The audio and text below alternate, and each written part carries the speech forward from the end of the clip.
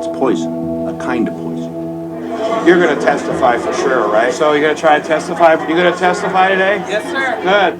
These kinds of things open people up to demonic influence. I am viewed as a criminal. It's not fair and it's not right. This is not just about cowboys or the good old days. We in this country have lost our way. The law was passed to allow patients limited amounts of medical marijuana, but patients are subverting the intent of that law. I'm submitting a bill that would totally repeal marijuana. It's time to take back our state and our culture and do what's best for Montana. Help yourself to a cookie. My name is Lori Burnham. I am presently using marijuana to control the pain of advanced cancer. It will be difficult for me to have access to it in the black market. Do I look like somebody's connected? I mean, let's get real here. A bunch of us decided to form a caregiving operation within the parameters of the law. If they repeal the bill, they're going to make 27,000 outlaws in the state instantly. Repeal of this law, for many, is a matter of life and death. You will not circumvent the will of Missoula voters. Do I have votes to pull this off? I really don't know. I've never felt terror and enormous personal fear until realizing that I was a target. We caregive for hundreds of people that are sick, and right now their medicine's being destroyed. I wasn't planning on being a martyr or ending my life in prison. The question now arises. As many are in favor of the motion, signify by voting aye. Those opposed, vote nay. Thank you for being here and for staying. We will first introduce members of the panel.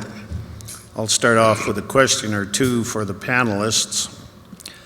And then if you got a card on your way in and a pen or pencil, we ask that you write your questions, and then after a few minutes, we'll ask that those questions, those cards be sent to your right in the middle, on this side to your right, and on this side to your left. We'll have a fellow go up 2 aisles and pick them up. How many of you didn't get cards but you need them? No? You're okay? There's one there. Yeah. If there's only one, we'd appreciate it if you just go out and grab one now. If half of you to put your hands up, we'd have somebody go out and get them and pass them out. But I think there are still cards and pencils or pens out there, so if you need them, please go out and get them. On my far left is a woman that you've just seen in the film, and even in the short interviews with her in the film, you could understand, I think, her courage and steadfastness. Please greet Lori Burnham.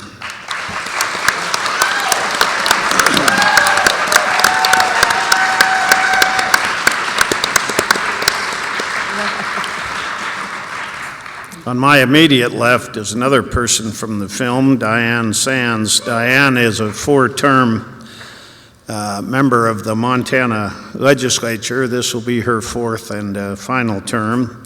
She chaired the Committee on Children, Family, Health, and Human Services, which was the legislative committee that worked for 6 months diligently on trying to find a way to produce, as the citizens of Montana have asked, a medical marijuana act. And I think regardless of which side one is on in this situation, we all see Diane Sands as a wonderful legislator who tried and continues to try to do the people's will. Diane Sands. Thank you, dear.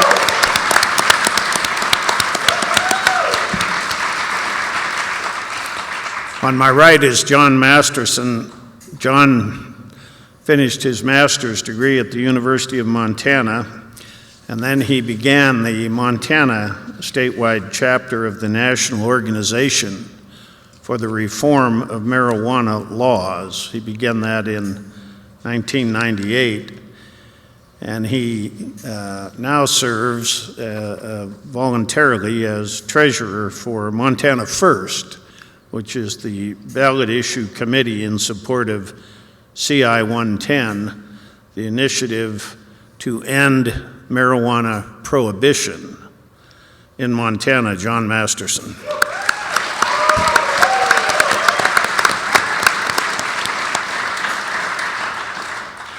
Our filmmaker this evening you have met, but it's Rebecca Cohen. Rebecca lectures at Harvard Law School. She graduated from Brown University with a BA in Portuguese and Brazilian studies. She received her, yeah, that's worth applause all by itself, isn't it? She received her law degree from Harvard. As I say, she now teaches there. An earlier film called War Dawn Dawn won her 2 prestigious awards, and she was nominated for 2 Emmys. 2 years ago, Rebecca was profiled in Filmmaker Magazine's 25 New Faces in Independent Filmmaking, and Rebecca, we welcome you and your film to Montana.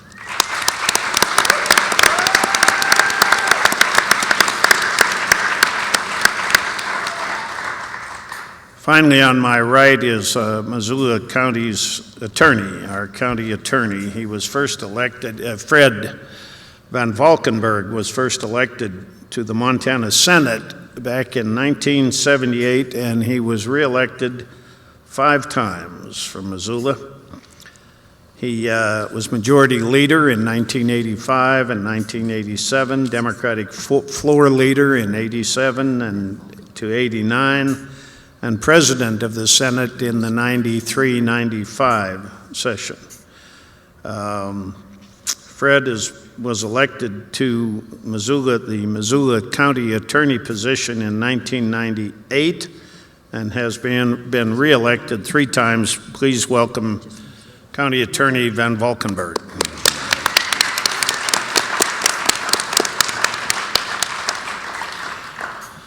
We could start anywhere, but John, let me start with you. It seems to us who have watched the passing of this issue through the years that the initiative, it seems to some of us, that the initiative process and the legislature have combined to make the perfect storm of a legal mess. What do you think about that? Well, I think it's incredibly important for the people to have the voice of the initiative process, and I think it's equally important for legislators to have a duty to respect the will of the people as expressed through initiative, while acknowledging that sometimes an initiative leaves things out. Sometimes an initiative needs some a little tweaking, and what was so different about this last legislature was that there was an initial effort to provide regulation, but it didn't go anywhere, and we ended up with a repeal. So you're right, a mess. Diane, a mess or a way through some magic door to an eventual law regarding marijuana? Yeah, I'll be on the positive side. Social change is messy. Social movements are messy. I'm a historian by training. Nothing ever runs in a direct line. So the messiness of it, yes, that's absolutely true. And it will continue to be that way for some time. But I think it's that messiness that forces people to, if it was easy, you probably wouldn't all be here. You know, the fact that it's made so many people angry, it's such a mess, causes people to get out and do something about it. And that's how social change happens. So in that sense, messy, yes. Progress, yes.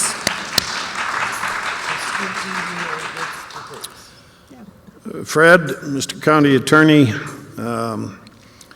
CI 110, as you know, will be on the ballot. And my question is, if it passes and the feds come back, what good will it possibly do? I'll get to that in just a second. I want to start out by really commending Rebecca for producing, I think, a very interesting and compelling movie here. I guess I think that's our prerogative to comment on the movie that we've just seen. I think that there are some things in there that are outstanding. I just thought, for one thing, the way you sort of interwove the vote in the Senate committee on repeal with the raid that was taking place simultaneously or almost simultaneously at Montana Cannabis was really good movie making, and I liked it a lot. I am surprised that you could tell this story without mentioning or showing Jason Christ at any time throughout the thing.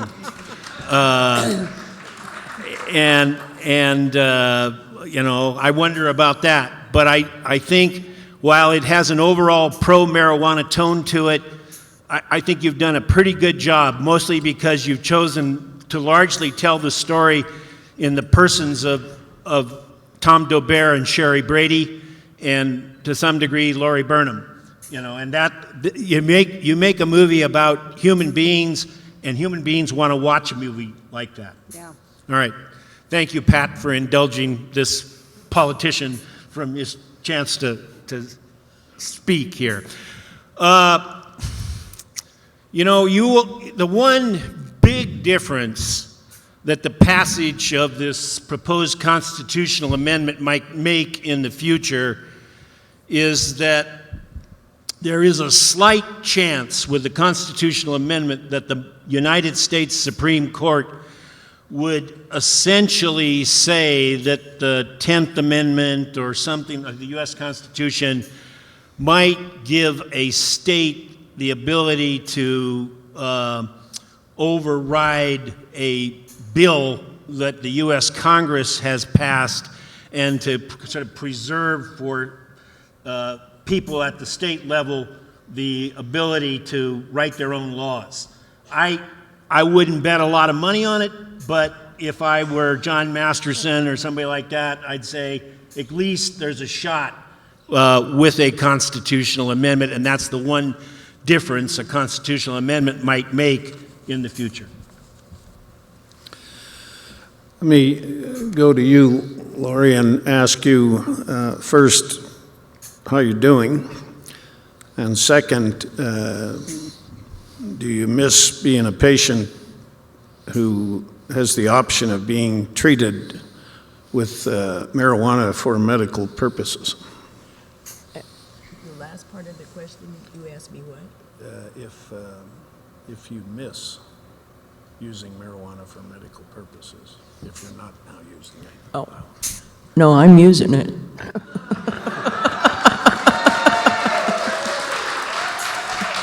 I've got the best caregiver. It's just hard to believe that, okay, like I had mentioned before, you go to the hospital, they give you drugs. Why are they isolating this? Personally, I think, Sherry, whatever, it's kind of, the sky is falling. The sky is falling. They're saying that the high school kids or the grade school kids it's worse. Well, those facts are not substantiated. And the truth of the matter is these kids in school, in high school, are having problems with the Oxycontins and the hydrocortisones and the pills they're getting out of their mom and dad's medicine cabinet. They're not doing it. And when they did the raids and they cut it off, I think it was, 1st June, July. Yeah, I had to ration mine out until the legislature got turned around and Katrina was able to get some more growing. But I mean, you know, I had to increase my morphine, so what did I do? I slept.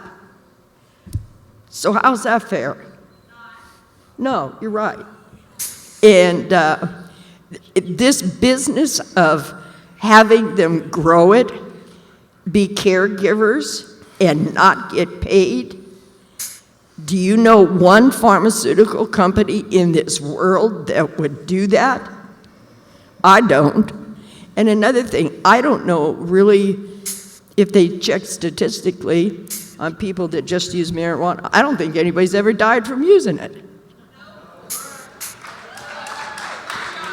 Another thing, when I first got my medical marijuana card, I had it almost 11 months and couldn't find a caregiver.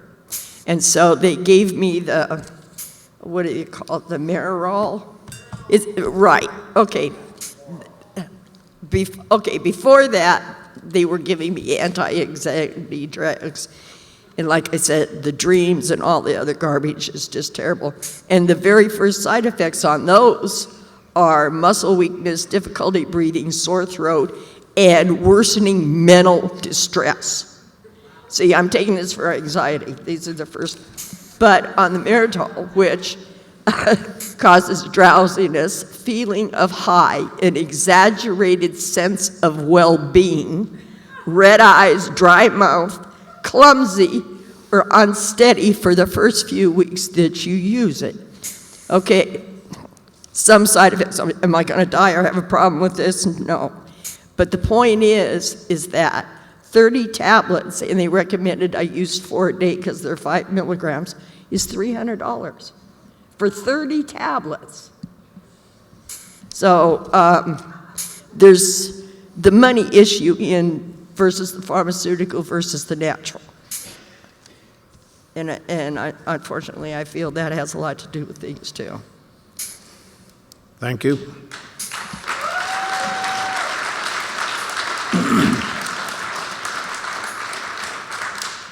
Now, although my pal Fred beat me to the discussion of the film, I nonetheless want to go to Rebecca and say, Rebecca, this is an issue in, as I understand it, more than a dozen states. And in whatever, 8, 9, 10 states, the feds have acted in some places with more force than they acted here in Montana. So why did you choose Montana as the subject of this very fine film? So there's a number of reasons why we chose Montana, but a big one was it was a place where I wanted to spend a bunch of time. So I think that's why we came here. We wanted to make a film about drug policy. We weren't setting out to make an advocacy film to push a certain agenda. Montana was a fascinating place because people were really dissatisfied with the law, and it was clear that the legislature was going to revise it, and that some colorful characters would come out in support and against it. In fact, Fred, we did set out to make a film about Jason Christ, and we filmed a great deal with him. And he, in the end, he wasn't very active in the legislative process, and in the end, we really wanted to make a film about how law is made. And Jason Christ, though I think he was a catalyst for a lot of the reactions, wasn't really part of that process. So Montana seemed a place where lawmakers were very accessible to their constituents, where lawmakers would be very accessible to us, and where there would be some really hard questions raised that we thought could drive a cinematic narrative.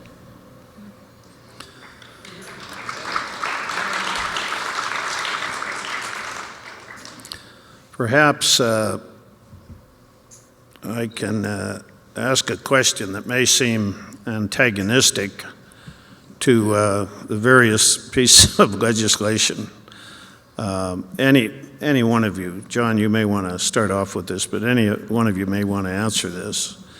And that is, what business person in their right mind would now get engaged in the marijuana industry in Montana with the threat of the feds coming in, hanging them over them, regardless of the fact that this constitutional amendment may pass?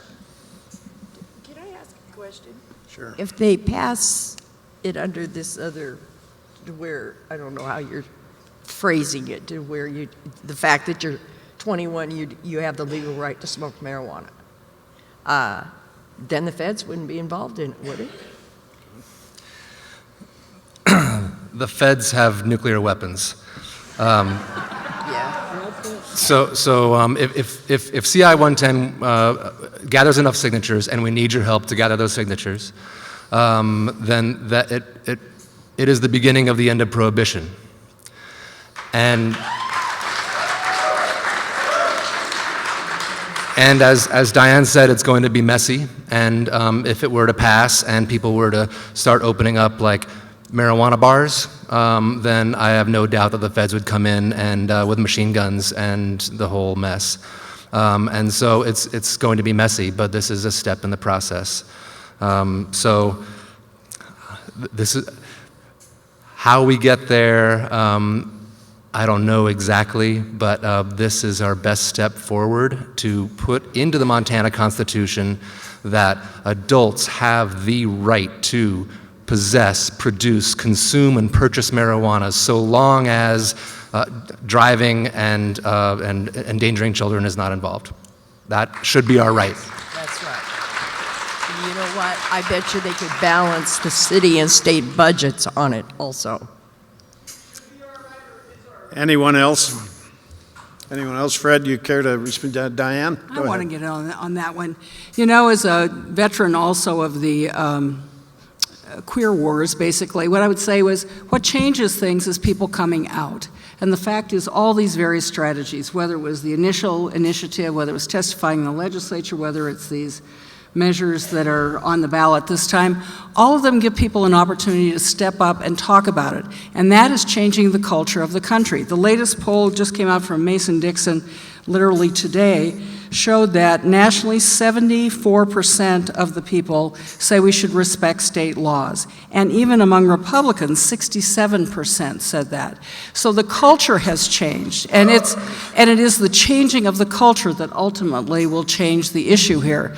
In the end, I urge all of you to speak to our U.S. senators, because this is a federal law, and that is where it's got to change as well as at the state level. And I talked to both of their offices, and people aren't calling them, but they are the ones in charge of the federal law that makes this a crime. And that's another arena of action that people have got to spend a little time focusing on.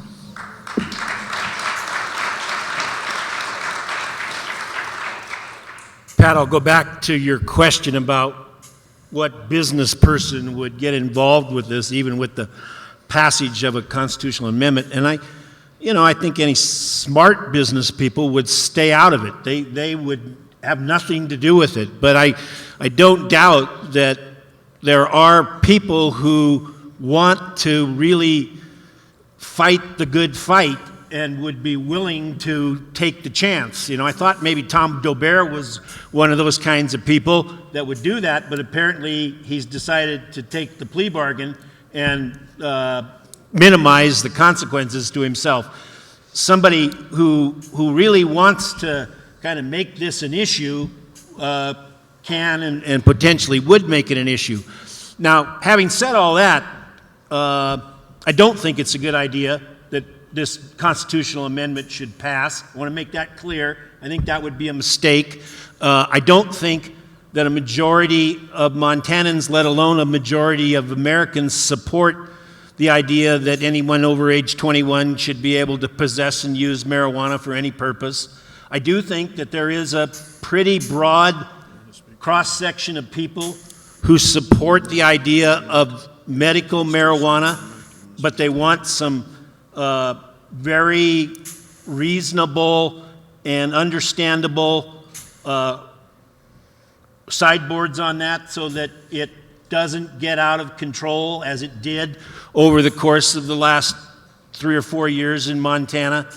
And so, I think that pushing this constitutional amendment is actually going to bring out the Sherry Brady's and the supporters of that more so than it's going to result in the actual passage of the thing, and will do more harm than good, because a lot of good people will go down in the electoral process. Fred, the facts are that the most recent Gallup poll from October said that 50% of Americans nationwide support marijuana being legal generally, and in the West, that's 54%. Among Democrats, I think it's 57%. Yeah, in the beginning, I mean, they voted this in, and why not put it to the vote to the people of Montana instead? Because they put it to a vote to the people of Montana, and they voted it in. The people aren't voting it out. It's our congressmen and all the politicians that are doing this. So why don't you put it out there and see? I mean, how is it any different than being able to go out and get a drink at 21? And yeah, there's a lot of problems with alcoholism. And I tell you what, there'd probably be a lot less problems with people that were high than people that were drunk. I'd like to respond. They walk home or sit and eat. I'd like to respond to to Fred's point about fighting the fight.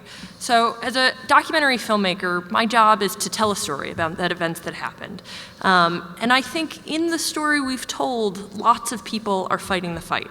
I think Sherry Brady is fighting really hard to do what she believes is in the best interest of her community.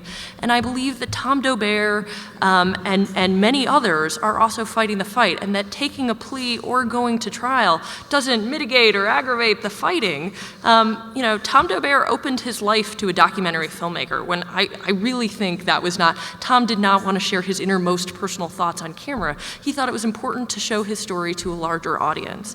And so, you know, I don't not have an opinion at the end of the filmmaking process of if I think Tom's indictment is fair. Regardless, I mean, if they broke state law, they should have been prosecuted under state law. And right now, it seems manifestly unfair for the Obama administration to say it will be a low priority to prosecute medical marijuana growers and then to go ahead and do it. And as a filmmaker, you come to care. It's impossible not to care a great deal about the people whose lives you become entwined with. And my heart goes out to Tom Daubert and Chris Lindsay and Chris Williams in the audience who are facing a really, really hard fight and will respond to it in their own ways, and I respect each of those ways.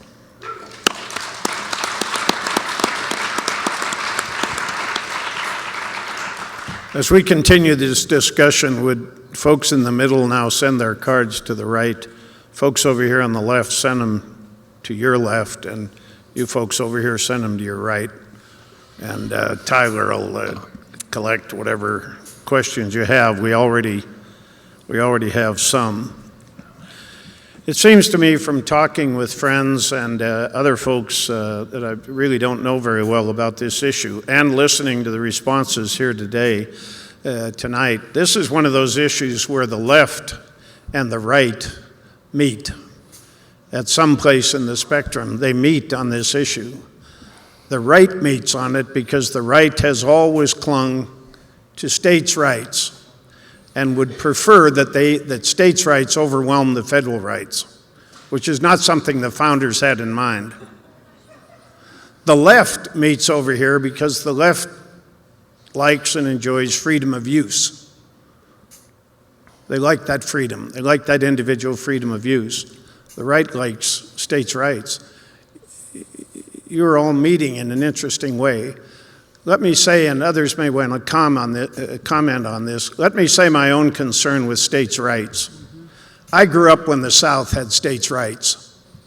And they used it to prevent little black kids from going to school. And if it hadn't been for the federal government, God bless it, we'd still be segregated in this country. So please be careful about states' rights. And could I add to that? You know, the practical reality, I know most of you are watching maybe only this issue in the legislature, but we had numerous bills trying to nullify very important pieces of legislation, like the Federal Endangered Species Act. So just saying, well, just screw the feds, let's do what we want, when you broaden that out and think about it in terms of other issues, has very serious ramifications. However, the history of this country is that struggle between federalism and state power to act. And I think this is an interesting example of it, and it will play itself out. Rebecca, as you have looked at other states on this issue, and I assume you considered that before you chose Montana, did you see differences in the attitudes of pro-marijuana people in other states than you notice in Montana? Sure. Well, other states seemed to have much more, some states had more functional laws or laws that seemed to reflect maybe the values of their constituents in different ways. So New Mexico and Maine are both states that have licensed dispensaries, a limited number of dispensaries, laws about advertising and location. And there actually just didn't seem to be a story in those states. It seemed to be running fairly smoothly. The story was when things weren't running smoothly. And I just think there seemed to be this huge disconnect between the conversation that was happening here and the facts. And I mean, I think I was expecting Sherry Brady and her colleagues to speak in much more radical ways and to completely disavow any medical use for marijuana. And Sherry doesn't. I mean, Sherry genuinely believes it's helpful for some people. She just believes that the harms associated with are greater than the benefits it bestows. And that is a more interesting conversation than just all or nothing. But and Sherry says this in her own words, it was the question of visibility. It was when the advertising and the storefront started, I think, you know, that was upsetting to her. And that seems like a very easy thing to fix legislatively. And so the hard question that the film was looking at is, why wasn't it fixed if it's such an easy fix? I think because this is a culture war. This is not about marijuana. I think Speaker Milburn was very honest and transparent about saying, look who's using it. It's the hippies and their kids. It's not. I don't think it's even about drug use. It's about the wrong clothes and the wrong haircut, and that's what's mobilizing the opposition. It's sad but true. I think it's bigotry. Pat. Fred. Pat, I have a different view than John on this, and I think it is an extremely important view, and maybe I'm wrong, but maybe I'm not. Rebecca told this story about the legislature without ever really, I think, using the terms Democrat or Republican. Mm-hmm. And I think that is a really naive approach to how the legislature works. And you had a legislature here that was heavily dominated by Republicans, and you had a governor who essentially wanted to really kind of engage in a fight with these Republicans. And to a small degree, you had Democrats in the legislature who were so outgunned in the process that they didn't really have a voice of any consequence as it went. And you asked, the question essentially was, why wasn't somebody trying to fix this thing? And I say it's because of the way in which politics in Montana has devolved into a situation where the Republicans at the legislative level and to some other degrees are totally unreasonable, absolutely unwilling to in any way compromise and to have honest discussions with Democrats.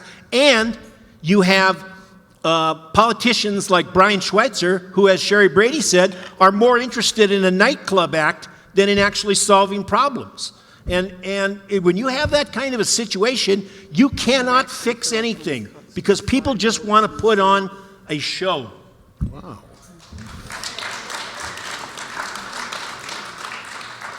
Now, let me ask a couple of questions that you've sent up here. Perhaps the first one might go to Diane. This is from Dave. What will it take to get the federal government to change the status of cannabis from a Schedule I to a Schedule II drug? You know, I think that could actually happen fairly easily. Last summer, Attorney General Bullock set up a meeting for me with the U.S. Attorney's Office in D.C. I was going to the White House, and it was easier to get into the White House than it was to get in the AG's office, and talk to them about what had happened here and what their intentions were. And they said to me that basically they would continue to use sort of selective enforcement of this as a way, because it was a low priority and they don't have the money to knock everybody out.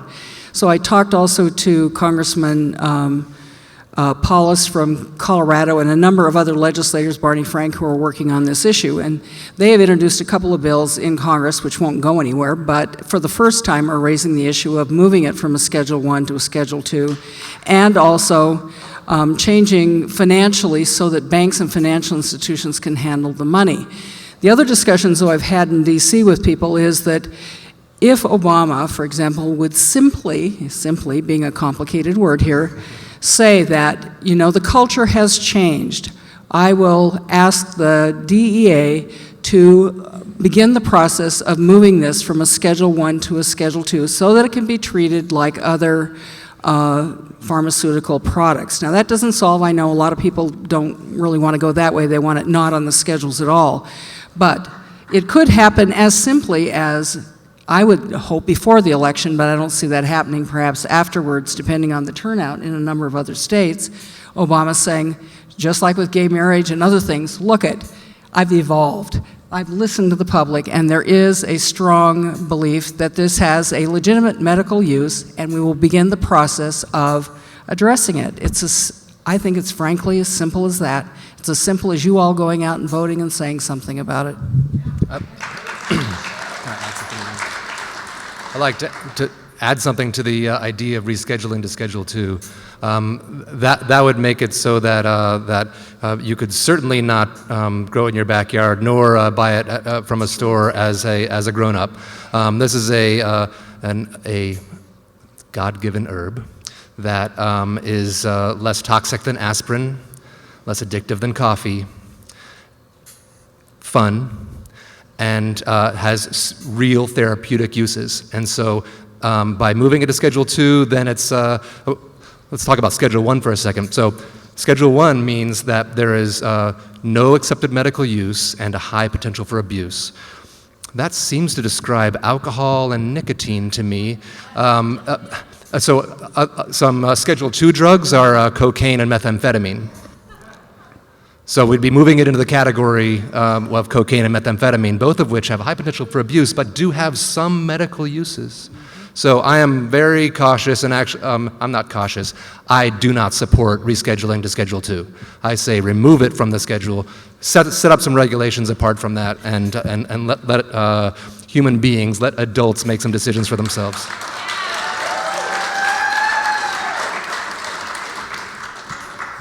And John, how likely do you think it is that your suggestion will happen?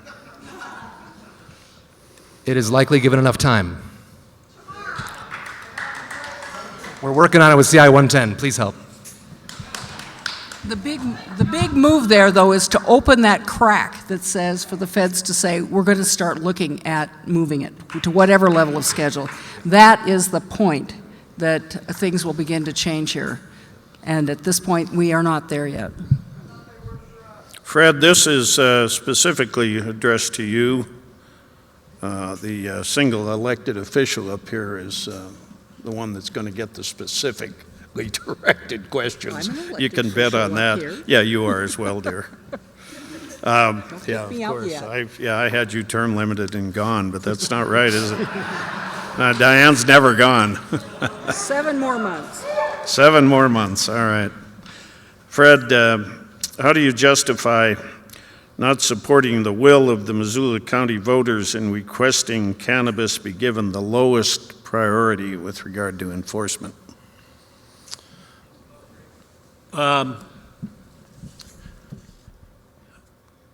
In 2006, Missoula voters passed an initiative recommending that law enforcement officials, county law enforcement officials, treat the enforcement of marijuana laws as their lowest priority. The initiative, first of all, was simply advisory in nature. It did not require anybody to do anything in terms of the treatment of the enforcement of the law. I approached the county commissioners shortly after its enactment and essentially said that if they would amend it so that it would apply only to misdemeanor marijuana offenses, I would follow that policy and try and make it work. The commissioners adopted that recommendation, amended the law. While there was some people that were upset about that, by and large, it was my opinion, and I think it was borne out over the course of time, that a large majority of Missoula people supported that view. Interestingly, even when the initiative passed, it failed in the areas outside the city limits of Missoula, where it was to be mostly put into effect. It didn't really apply within the city limits of Missoula, but because people who live within the city also get to vote in the county, their votes counted, and they had sufficient votes to outvote the people who it was actually affecting outside of the city. I did my very best to make that policy work for 4 years. I was the only person in Missoula County that was actually doing that. The sheriff. Let's hold it to written questions, thanks. The sheriff and other law enforcement officers basically ignored the initiative in its entirety. The Oversight Committee paid relatively little attention to the whole thing, and towards the end of time couldn't even put together a quorum to have a meeting. They talked about somehow or another entertaining complaints that people might make, and as far as I know, there were no complaints ever registered with the Oversight Committee.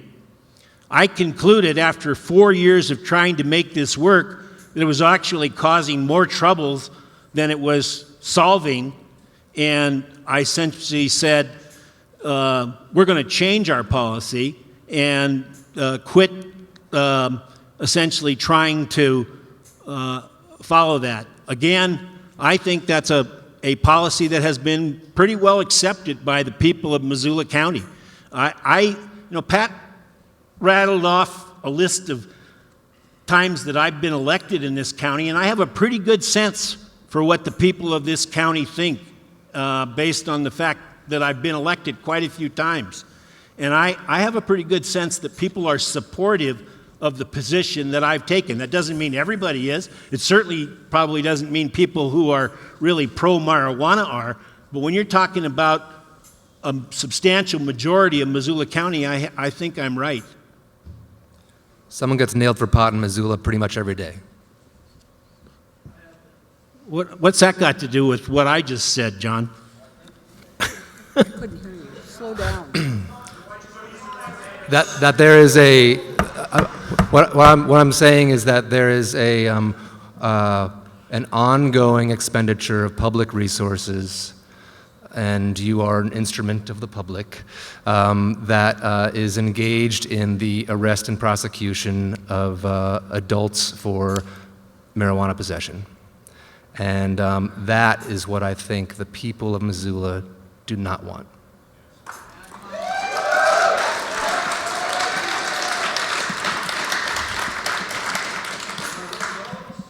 Depending on the time for responses, we have time for one and maybe two more of your questions. I'm sorry we can't stay longer and all, but there are reasonable times for people's attention span, and we're about there.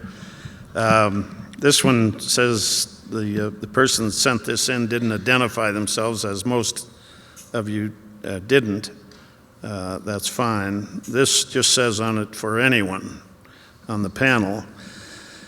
The study by professors at Montana State and Colorado State showed that states with easy and legal medical cannabis have seen a major drop in traffic fatalities. Would tightening up access translate into more driving deaths?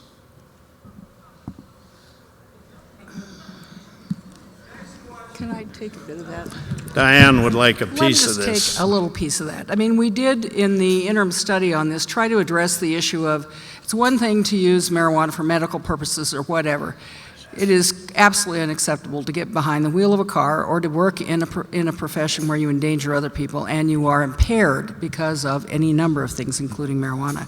Now, while marijuana has not, and I think you raised this, people don't die from marijuana themselves, marijuana and people driving does cause people to die. And one of them is someone I dearly loved, and her name was Judy Wang. And she was killed here out of Missoula by someone who was impaired with marijuana. Not saying it was legal marijuana or not. This is, if it is in fact a drug, there are dangers to it. It does change your ability to operate a motor vehicle. And I think the state as a whole is still appallingly tolerant of people drinking and driving and using drugs and driving of any kind. And that has just got to be not okay. And I think we throw the book at them.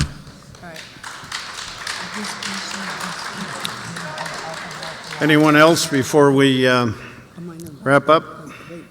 Under alcohol, people feel more confident and they get reckless. While impaired by marijuana, people generally slow down.